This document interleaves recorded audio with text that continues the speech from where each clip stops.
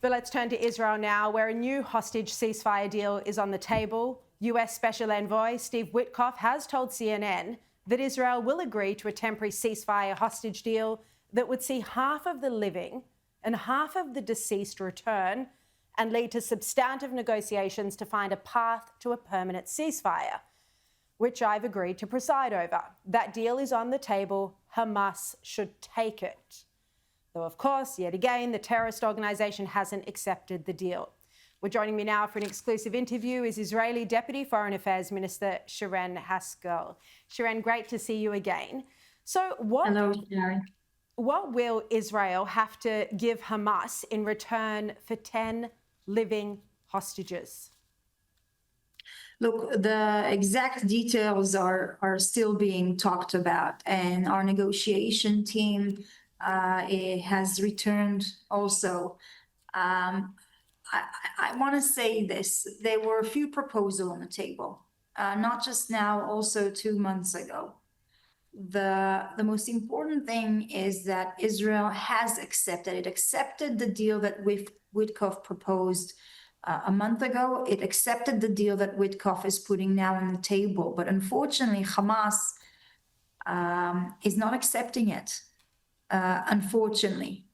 And for me, it's very overwhelming also to see how many of our allies, many countries around the world is trying to put pressure on Israel for a ceasefire when it is Hamas who continues to reject every single deal that's coming into the table. The pressure should be on Hamas and not on Israel.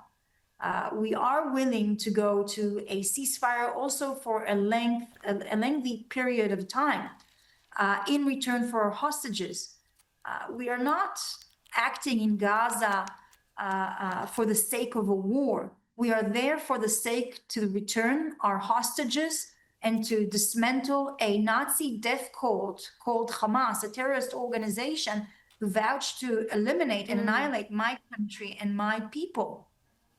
And Sharri, as part of the hostage negotiations, I mean, the reality is that Hamas wants Israel to permanently leave Gaza, to commit to permanently leaving Gaza so that Hamas, a terror organization, can regroup.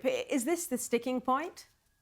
This is something that we cannot accept. They are insisting on that, and that's a point that Israel cannot accept. The meaning of leaving Hamas in power means that they'll continue to use millions of Palestinians as human shield. They'll continue to build their power for another 7th of October. And if I know, look, Sharri, I don't think that any reasonable person would tell their children, their family, their community to go back and live a few hundred meters from a death cult, getting prepared for another massive massacre that can even be 10 times worse than the 7th of October. I can't be responsible for that. I'm a politician. I'm a representative of the people. I cannot tell them to go back when I know that this death cult is 200 meters away from their home. No, 100%. And it's not just about Israel, it's about the Palestinians too. So, Sharri, we're seeing reports that Israel is preparing to take over 75% of Gaza within the next 2 months in order to eliminate Hamas, as you say. What is the plan after that for Gaza? So, look, our first plan is our goals of war, which means to bring back our hostages, eliminate Hamas. We are looking now and also seeing how to control from a security perspective the area to make sure that Hamas doesn't build any power back again. And that's very important. I cannot outlay the whole plan because it's not written.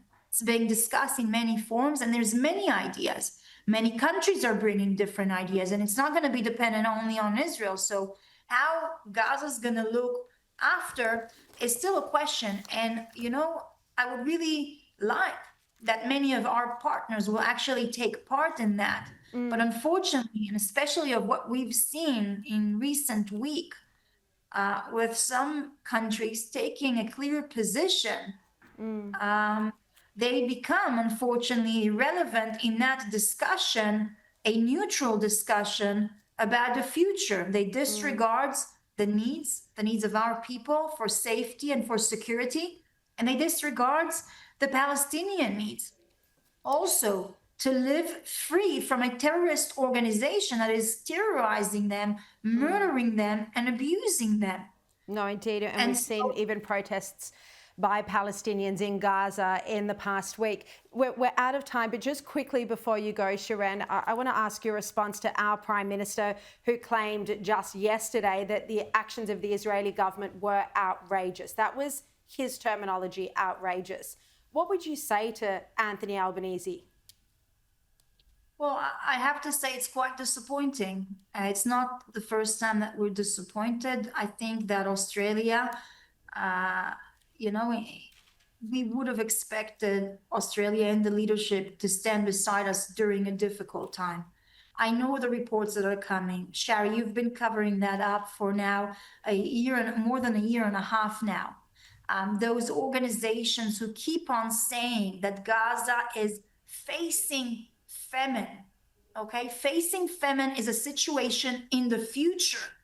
It's not the situation right now in the present.